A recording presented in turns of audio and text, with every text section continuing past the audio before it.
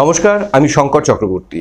ব্রততী পরম্পরা ডিজিটাল নিউজে আপনাদের সবাইকে স্বাগত জানাই। আজকের শিরোনামে, শিল্পের স্পর্শে উজ্জ্বল শহরে সামার ক্যাম্প। পশ্চিমবঙ্গ সরকারের উদ্যোগে এবারও আয়োজিত হলো কবি প্রণাম ও নজরুল জয়ন্তী।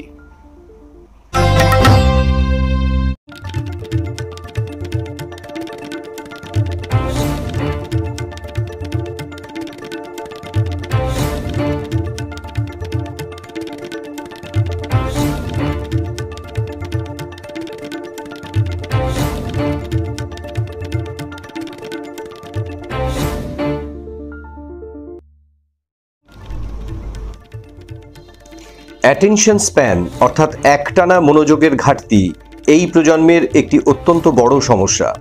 সমীক্ষার রিপোর্ট অনুসারে 2004 সাল অবধি এই স্প্যান ছিল 2.5 মিনিট। 2010 সালের পরে তা হয় 75 সেকেন্ড, আর এখন হয়েছে 47 সেকেন্ড। বিজ্ঞানের ভাষায় এই অস্থির ও ছটফটে স্বভাবকে বলে পপকর্ন ব্রেন। এর প্রধান কারণ স্মার্টফোনে আসক্তি, ডিজিটাল নির্ভরতা, সামাজিক বিচ্ছিন্নতা ইত্যাদি।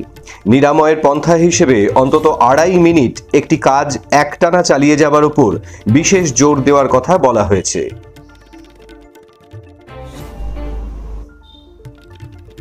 কোয়ান্টাম ফিজিক্সে যুগান্তকারী আবিষ্কার।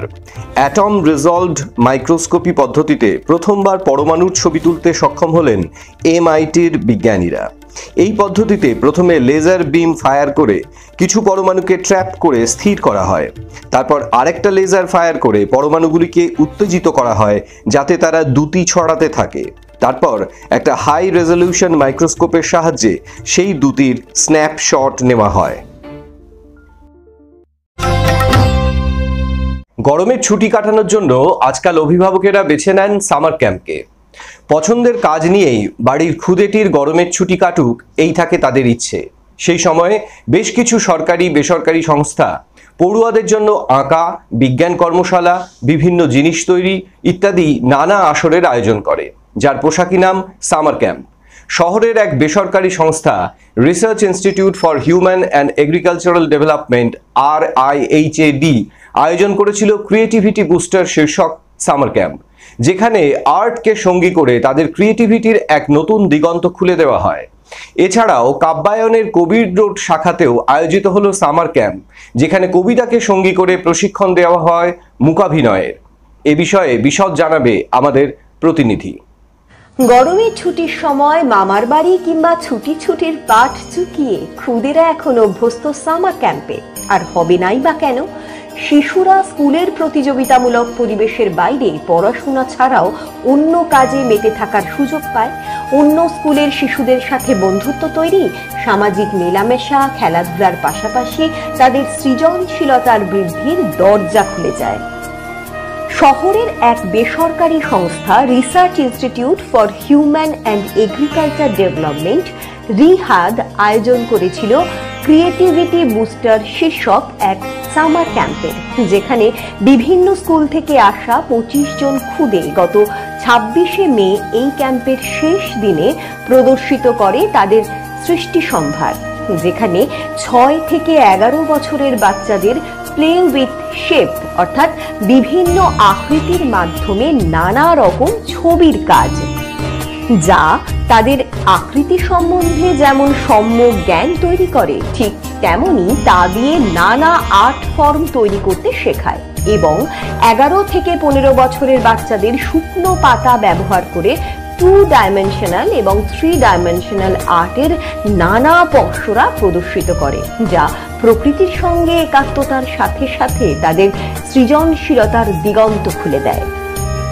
ওই দিন সার্টিফিকেট প্রদান করা হয় সামার ক্যাম্পে অংশগ্রহণকারী সকল শিশুদের।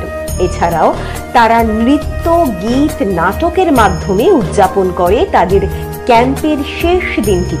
এ বিষয়ে জানালেন রিহাদের ডিরেক্টর ডক্টর অন্বেষা পল দাস। ছোটদের যারা 6 থেকে 11 বছর বয়সের বাচ্চা, তাদেরকে আমরা শেপ নিয়ে নানা রকমের কাজ করিয়েছি এবং তাদের এর একটা হচ্ছে যে তাদের শেপের কনসেপ্টটা ওদের কাছে পুরোপুরি ক্লিয়ার হয়ে গেছে অনেকাংশেই। এবং আরেকটি হচ্ছে শেপ দিয়ে কী ধরনের কম্পোজিশন করা যায় সেইগুলো ওরা বুঝতে পেরেছে। এবং বড়দের ক্ষেত্রে আমাদের সামার ক্যাম্পের যারা অংশগ্রহণ করেছে তাদের আমরা ড্রাই লিভ দিয়ে কাজ করিয়েছি। আমরা অনেক পাতা তো চারিদিকে ছড়িয়ে পড়েই থাকে, সেগুলোকে আমরা খুব একটা গুরুত্ব দিই না, কিন্তু পাতা দিয়েও যে কত সুন্দর কাজ করা যায়, ইকো ফ্রেন্ডলি কাজ করা যায়, সেগুলো আমরা ওদের এই টেকনিকটা শেখানো।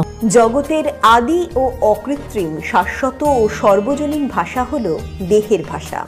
কালের পরম্পরায় দেহের এই ভাষাকে শিল্পে সংজ্ঞায়িত করা হয় মূকাভিনয় বা মাইম নামে। শিল্পের এই বৈশ্বিক ভাষা মূকাভিনয় নিয়ে কাব্যায়নের কবি রোড শাখায় আয়োজিত হলো 4 দিনের এক ভিন্ন স্বাদের সামার ক্যাম্প, যেখানে 25 জন খুদেকে দেওয়া হলো শিল্পিত ও নন্দিত উপায়ে শারীরিক ভাষা দিয়ে কবিতার বোধ, আবেগ, অনুভূতি প্রকাশের এক অভিনব পাঠ। প্রশিক্ষণে ছিলেন অরিজিৎ ঘোষ। সামার ক্যাম্প যেমন শিশুদের শৈল্পিক দিকটি তুলে ধরে, ঠিক একইভাবে তাদের মধ্যে নিহিত সৃষ্টিশীলতার বীজটিকেও বাংময় করে তোলে। শিল্পের এই উজ্জ্বলতায় আলোকিত হয়ে রইল সামার ক্যাম্পগুলোয় অংশগ্রহণকারী কোমল মুখগুলি।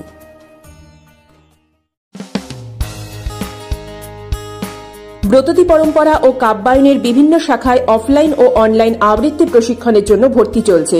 কবির রোড, সল্টলেক, বারাকপুর, সোনারপুর, চুঁচুড়া, বেহালা, শ্রীরামপুর, শ্যামবাজার ও শান্তিনিকেতন শাখায় ভর্তির জন্য যোগাযোগ করুন এই নাম্বারগুলিতে।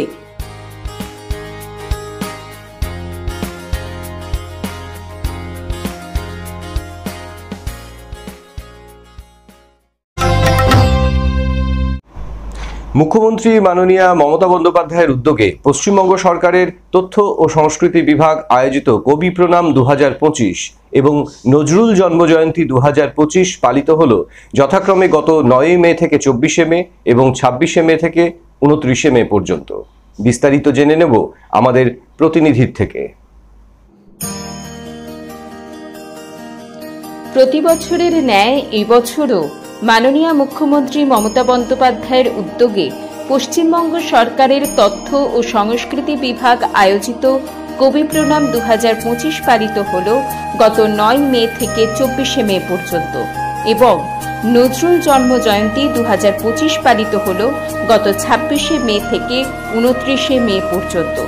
গত 9 মে ক্যাথিড্রাল রোড মঞ্চে মুখ্যমন্ত্রী নিজে উদ্বোধন করে অনুষ্ঠানের সূচনা করেন এবং উপস্থিত ছিলেন শিল্প জগতের বিশিষ্ট মানুষেরা। কবি প্রণামের অনুষ্ঠান অনুষ্ঠিত হয় রবীন্দ্র সদন চত্বরের বিভিন্ন প্রেক্ষাগৃহে। গত 26 মে উদ্বোধন হয় নজরুল জন্মজয়ন্তী 2025 এবং ওই দিনও উপস্থিত ছিলেন বিশিষ্ট শিল্পীরা। 26 মে থেকে 29 মে পর্যন্ত গানে, কবিতায়, নৃত্যে কবির প্রতি শ্রদ্ধা নিবেদন চলে রবীন্দ্র সদন চত্বরের বিভিন্ন প্রেক্ষাগৃহে।